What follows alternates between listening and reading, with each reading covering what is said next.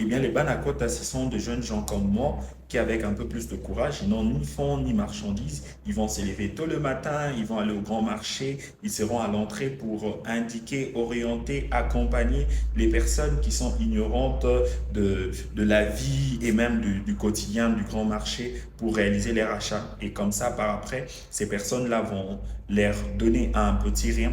Et c'est avec ces petits riens qu'ils vivent, qu'ils construisent leur vie et même leur famille.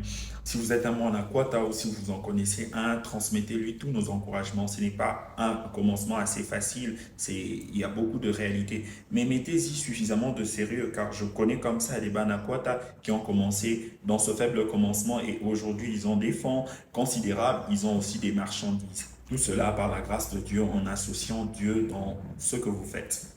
D'où je veux en venir avec cette histoire de Banakwata. Leur manière de procéder pour attirer de l'attention, déjà, il y a une chose que je salue chez eux encore, c'est l'insistance. Ils ne se laissent pas faire au premier nom.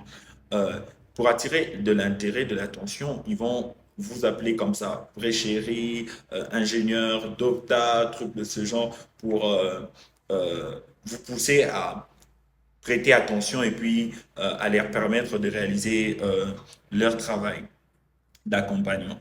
Posons maintenant une critique constructive, c'est là où je veux en venir. C'est pas parce qu'on dit que vous êtes ingénieur ou docteur que vous l'êtes vraiment. Parce que pour être ingénieur et docteur, il y a une pratique régulière que vous devez faire pour que vous soyez appelé docteur.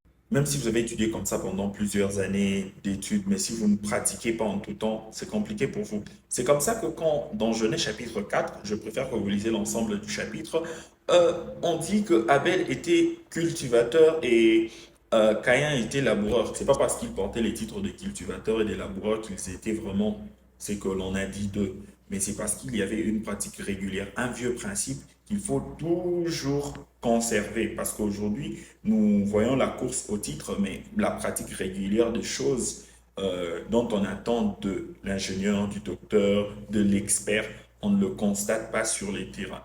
Alors, soyez bénis, bonne début de semaine à vous, pratiquez de manière régulière ce que vous attendez que les gens disent de vous. Et même si les gens ne disent pas de vous ces choses-là,